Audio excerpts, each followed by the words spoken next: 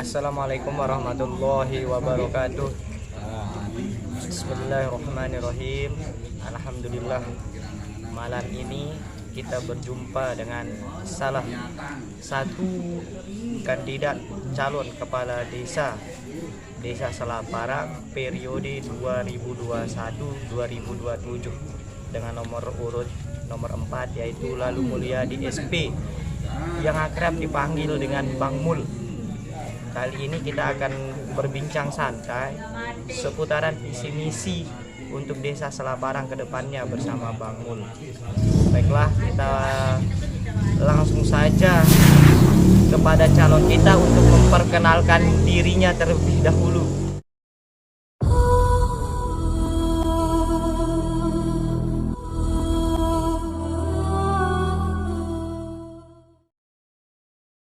Baik, Assalamualaikum warahmatullahi wabarakatuh. Waalaikumsalam. Nama saya Lalu Mulyadi SP, kerap dipanggil dengan Bang Mul untuk yang sekarang ini. Ya, saya maju sebagai salah satu kandidat calon kepala Desa Selaparang periode tahun 2021-2027 dengan nomor urut 4.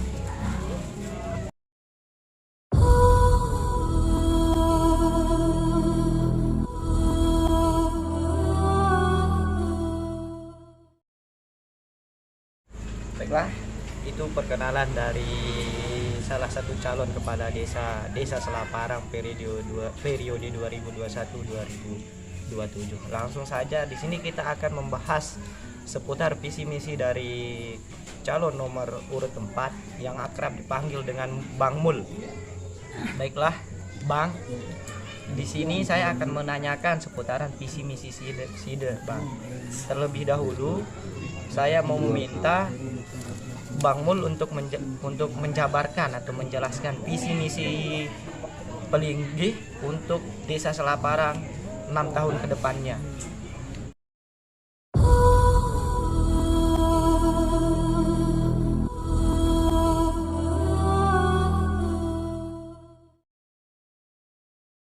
Terima kasih. Baik, ada beberapa hal yang menjadi dasar pemikiran saya, terutama secara pribadi, kenapa saya bersedia untuk mengikuti kontestasi pemilihan kepala desa di Desa Selaparang, desa kita tercinta ini, karena berawal dari rasa keprihatinan dengan kondisi dan keadaan desa kita tercinta ini, yang merupakan desa tertua di Lombok, Nusa Tenggara Barat, yang mana menurut penglihatan atau menurut penilaian kami masih sangat jauh tertinggal dibanding desa-desa yang lain. Adapun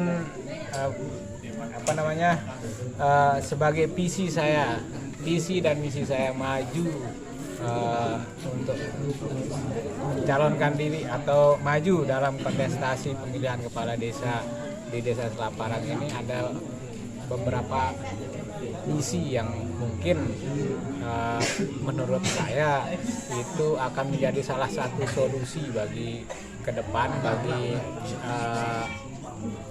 terwujudnya Selaparang yang sesuai dengan yang kita harapkan. Di sini visi saya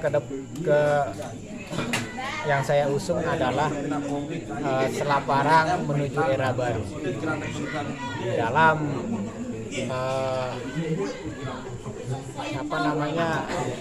kancah atau di dalam menyongsong era globalisasi dan modernisasi, di mana baru itu kami jabarkan sebagai berbudaya, B-nya, A-nya aman dan tertib, R-nya religius, U-nya unggul dalam program-program yang akan kita jalankan. Di sini yang mana kita jabarkan dalam beberapa poin atau beberapa rencana ke depan, yaitu terutama kita menilai bahwa pelayanan di desa kita ini masih sangat jauh dari sempurna. Jadi pelayanan terhadap masyarakat oleh pemerintah desa terutama perlu diperbaiki, karena oleh sebab itu saya menjadikan atensi penting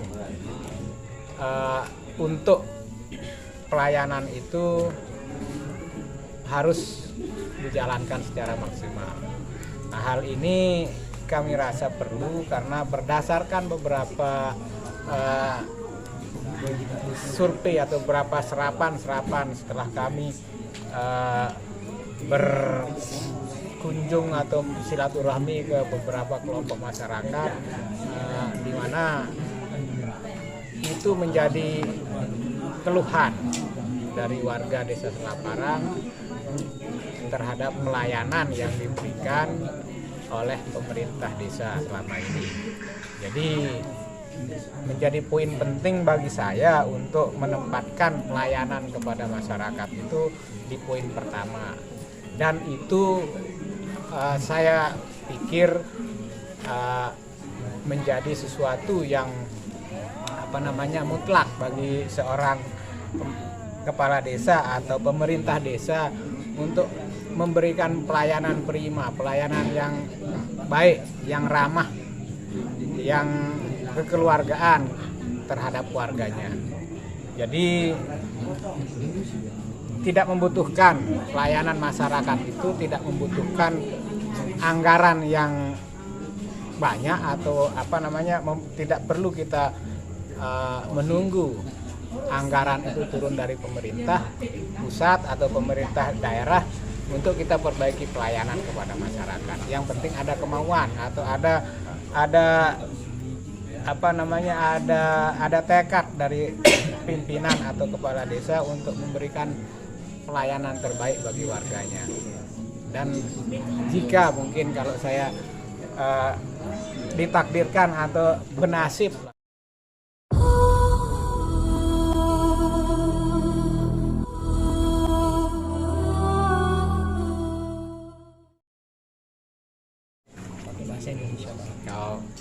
jika kita ditakdirkan dalam kontestasi ini sebagai pemenang, tidak akan membutuhkan waktu lama untuk kita perbaiki pelayanan kepada masyarakat. Yang kedua, di sini saya melihat selama ini bahwa program-program pembangunan yang dijalankan oleh pemerintah tidak mengacu pada apa yang dibutuhkan oleh warga. Jadi menurut saya itu akan tidak bermanfaat secara maksimal atau tidak akan bisa dimanfaatkan atau dipergunakan secara maksimal apabila program-program pembangunan, baik itu pembangunan terutama pembangunan fisik, bila mana program yang dijalankan atau dilaksanakan oleh pemerintah desa itu tidak berdasarkan kepada kebutuhan masyarakat. Jadi ke depan mungkin saya nanti berdasarkan apa yang saya sudah serap, apa yang saya sudah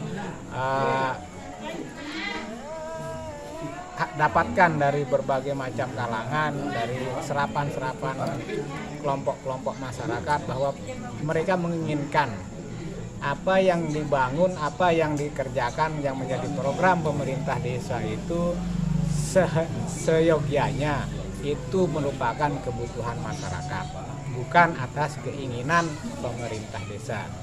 Itu yang mengenai pembangunan, program-program pembangunan.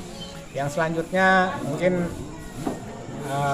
yang perlu kita perhatikan sekarang ini adalah pembangunan sumber daya manusia. Selama ini Mungkin yang dibilang pembangunan itu adalah pembangunan fisik saja. Tapi kita melupakan bahwa pembangunan sumber daya manusia yang merupakan non fisik itu sangat penting, karena bagaimanapun pembangunan fisik itu dijalankan jika tidak diiringi oleh pembangunan sumber daya manusia akan merupakan sesuatu hal yang tidak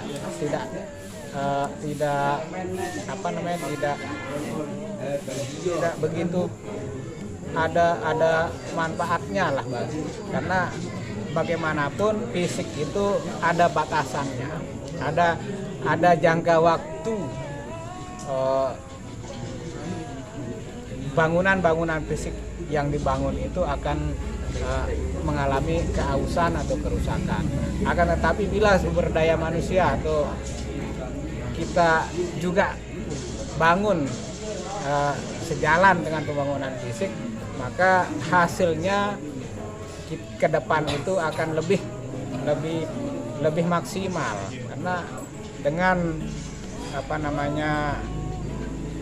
sumber daya yang kita miliki di sini akan bisa dimanfaatkan atau akan bisa, kalau bahasanya sustainable, berkelanjutan. Karena dari awal kalau kita sudah membangun manusianya, kalau kita sudah membangun warganya menjadi warga yang mandiri, kita tidak akan mengalami kesulitan dalam hal membangun fisik itu, karena dengan pembangunan sumber daya manusia kita sekaligus bisa dengan mudah atau dengan tidak begitu mendapatkan kesulitan untuk kita membangun fisik. Nah, itu penekanannya di situ. Yang selanjutnya adalah pemberdayaan masyarakat. Di sini saya melihat, karena selama ini warga di Desa Selaparang ini sangat sedikit atau minim sekali dilibatkan atau diberdayakan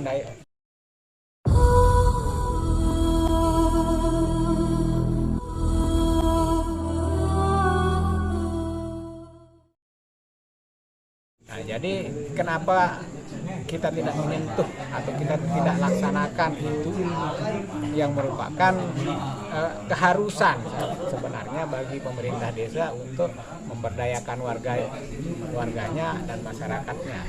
Nah, kenapa saya taruh atau saya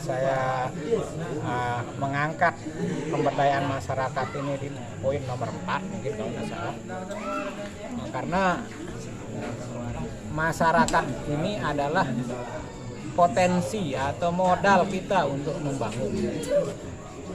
Tanpa ada dukungan dari masyarakat atau tanpa ada dukungan dari warga, pembangunan itu mungkin tidak akan bisa terlaksana dengan maksimal. Jadi pemberdayaan masyarakat, baik kelompok pemuda, kelompok wanita, kelompok orang tua dan sebagainya, punya bagian atau punya sisi tertentu yang bisa kita berdayakan untuk kemajuan desa kita tercipta ini. Selanjutnya yang menjadi poin kita untuk kita maju sebagai calon kepala desa ini adalah pembangunan di bidang pertanian. Selama ini bidang ini adalah merupakan sumber pencarian atau mata pencarian, sumber penghasilan rata-rata warga Desa Selaparang, karena kalau dipersentasikan mungkin 80% warga Selaparang ini mata pencariannya di bidang pertanian. Akan tetapi sangat ironi mungkin bagi saya, yang menjadi pokok sumber mata pencarian warganya kurang mendapatkan sentuhan, kurang mendapatkan perhatian dari pemerintah untuk bagaimana membangun atau bagaimana supaya meningkatkan sumber pendapatan warga tani di desa kita ini agar bisa memperoleh hasil yang maksimal. Kalau saya perhatikan mungkin dari sebelum saya lahir atau sampai sekarang ini ya pembangunan untuk di bidang pertanian ya cuma begitu-begitu saja. Hanya dibuatkan perbaikan, mungkin ada usaha tani, saluran irigasi, ya itu saja, tapi lebih ke dalamnya mungkin tidak bisa. Jadi saya tidak pernah atau saya melihat bahwa peran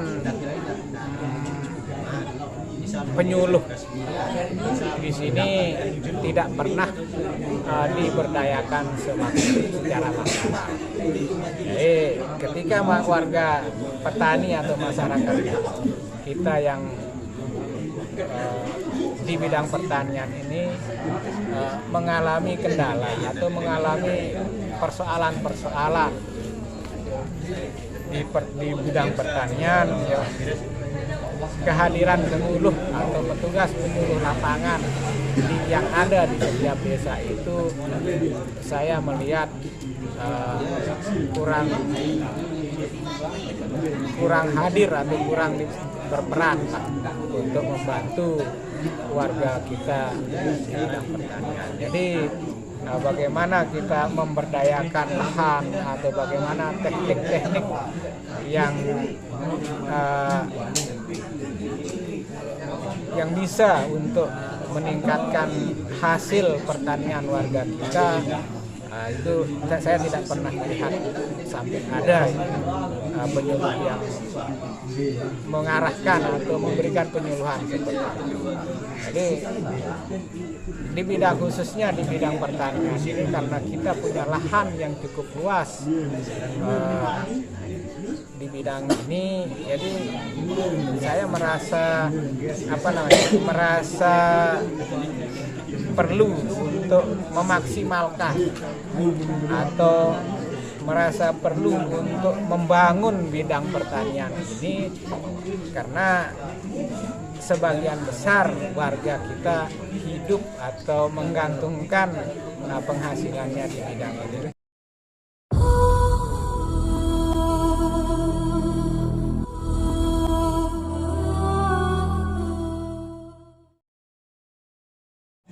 Jadi setelah itu pemberdayaannya atau pemanfaatan lahan itu masih jauh dari yang kita harapkan. Jadi ke depan mungkin kita perlu untuk membuat terobosan-terobosan baru untuk kita bagaimana mengembangkan sektor pertanian ini supaya bisa menjadi sumber atau andalan bagi sumber penghasilan bagi warga kita. Ini hal-hal atau poin-poin yang mungkin akan saya bawa atau akan saya perjuangkan sebagai calon kepala desa di periode 2021-2027 ini jika saya terpilih. Dan ini menjadi rencana ke depan yang saya sampaikan atau saya harus membawa program-program atau visi dan misi saya ini menjadi program-program yang akan dijalankan di periode kepemimpinan saya jika saya terpilih.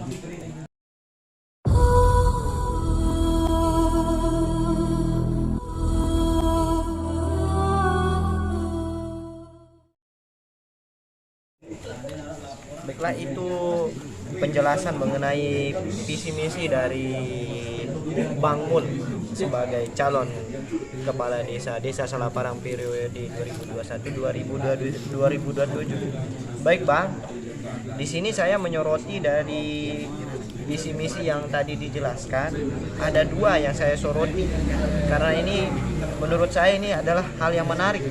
Yang pertama itu Selaparang menuju era baru, menuju era globalisasi. Nah, di sini Selaparang menuju era baru, era globalisasi, Bang.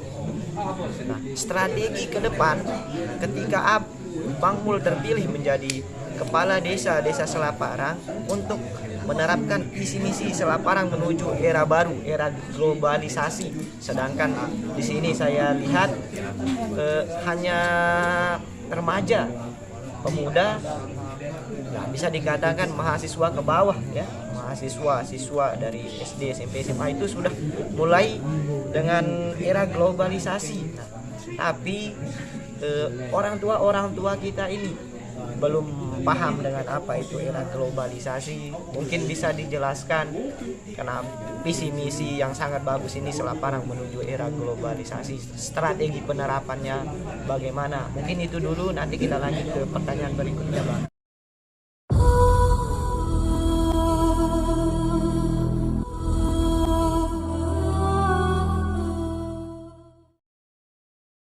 Nah, tadi saya sudah menyampaikan bahwa visi saya ke depan itu adalah Selaparang menuju era baru dalam menyongsong era globalisasi dan modernisasi.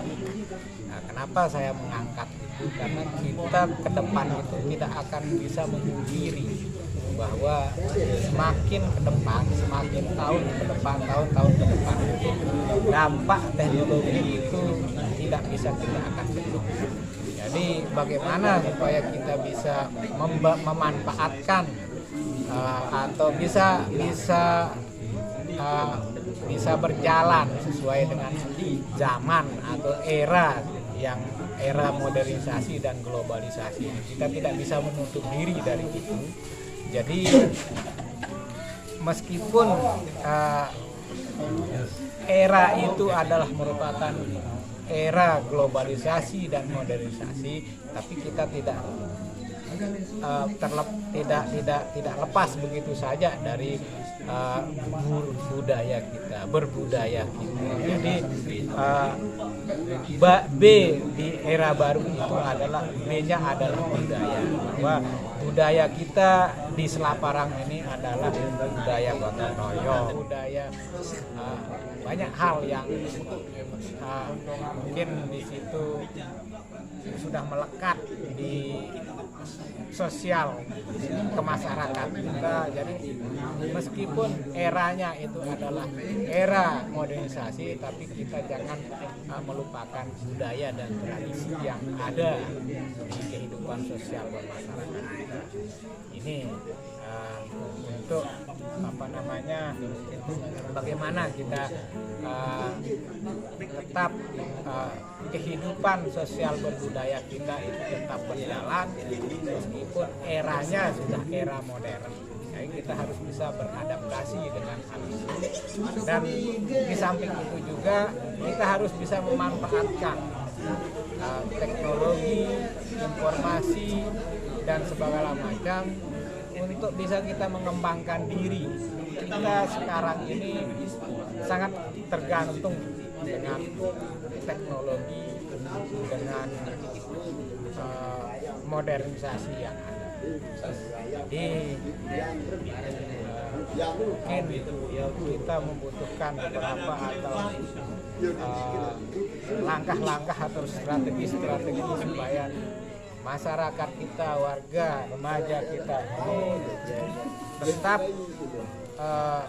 bisa berjalan sesuai berdasarkan memanfaatkan teknologi, memanfaatkan modernisasi ini, tapi lantas tidak melupakan budaya yang atau tatanan berbudaya yang ada di sosial masyarakat. Ini untuk B-nya. Untuk A-nya di era baru itu adalah aman dan tertib. Jadi kita membutuhkan rasa aman, kita membutuhkan ketertiban di kehidupan kita bermasyarakat. Oleh sebab itu beberapa mungkin langkah yang akan kita jalankan dalam hal bagaimana mewujudkan rasa aman dan tertib di masyarakat. Pemerintah desa itu memang sudah ada yang namanya Polmas, sudah ada yang namanya Babinsa di setiap desa. Nah, selama ini perannya mungkin kurang maksimal. Jadi bagaimana kita memerankan petugas atau aparat-aparat yang memang tugasnya untuk memberikan kita perlindungan, memberikan kita membantu kita untuk mewujudkan rasa aman itu. Jadi saya mungkin akan kembali untuk menerapkan yang namanya Siskamling atau sistem keamanan lingkungan. Jadi di setiap dusun atau di setiap wilayah yang ada di Desa Selaparang ini mungkin kita bisa membuat pos ronda kembali dengan kita fasilitasi supaya warga itu terkesan tidak hanya duduk diam menunggu lah di pos ronda itu, tapi di situ ada kegiatan yang nanti mungkin didukung oleh aparat-aparat yang memang bertugas di bidang dengan secara berkeliling aparat itu mengecek atau mengunjungi pos-pos ronda yang kita bangun itu untuk memberikan motivasi bagi warga kita yang menjaga ketertiban dan keamanan kampung atau desa kita. Di samping itu juga bukan pos ronda atau Siskamling itu bukan hanya untuk menjaga atau melindungi dari tindakan-tindakan kriminalitas, tapi ada beberapa hal yang juga mungkin kita tidak sadari sepenuhnya, bahwa apabila warga kita mendapatkan musibah atau mendapatkan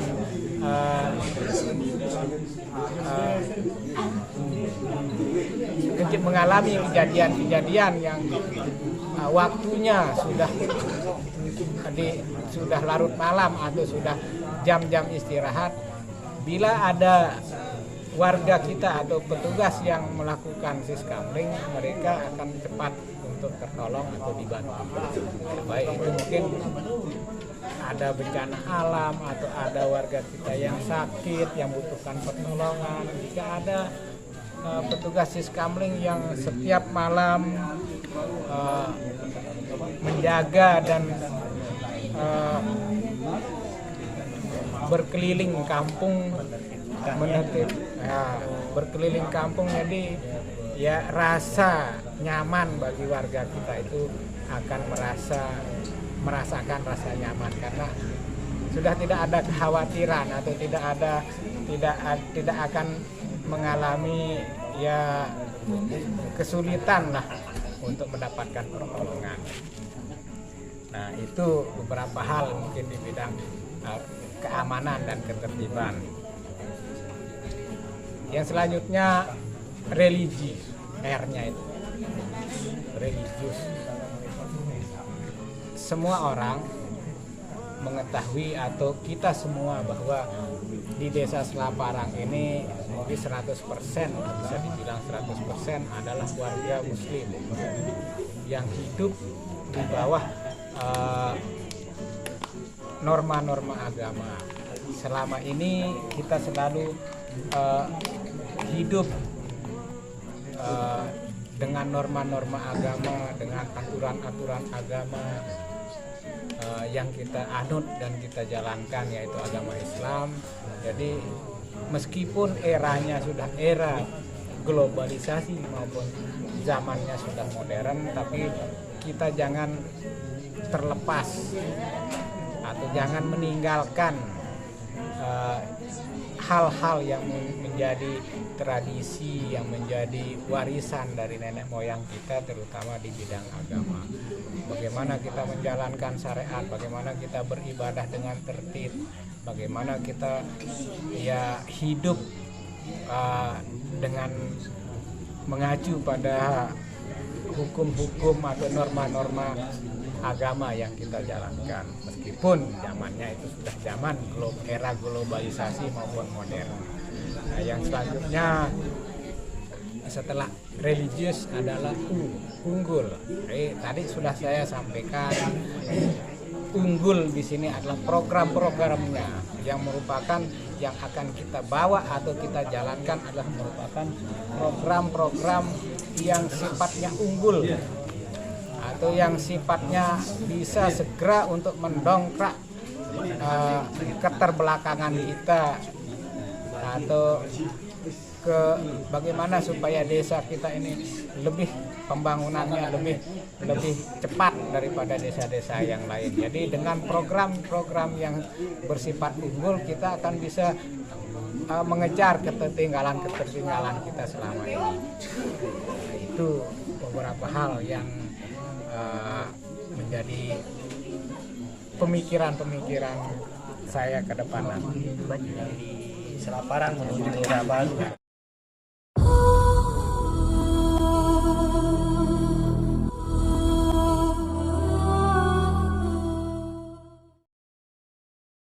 Itu di Selaparang menuju era baru ya, dikaitkan dengan kebudayaan, berarti dari era baru, era globalisasi ini Bang Mul tidak akan melepaskan kebudayaan yang ada di desa Selaparang ini,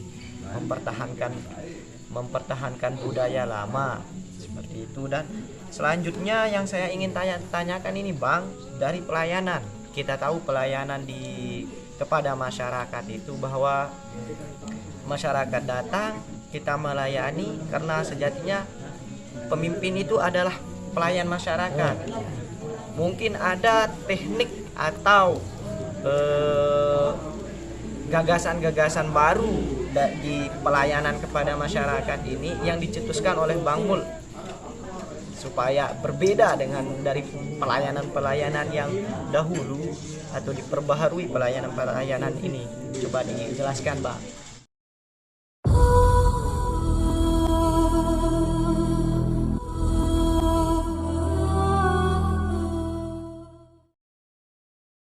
Pelayanan masyarakat. Nah, di sini yang menjadi perhatian saya adalah pemerintah desa atau kepala desa itu adalah pelayan masyarakat sejatinya seperti itu. Yang sekarang ini bukan menjadi datu lah istilahnya di sini, datu masyarakat, tapi pelayan masyarakat. Jadi bagaimana kita membangun sistem pelayanan yang maksimal kepada masyarakat, yaitu kita harus punya prinsip bahwa masyarakat itu adalah keluarga kita.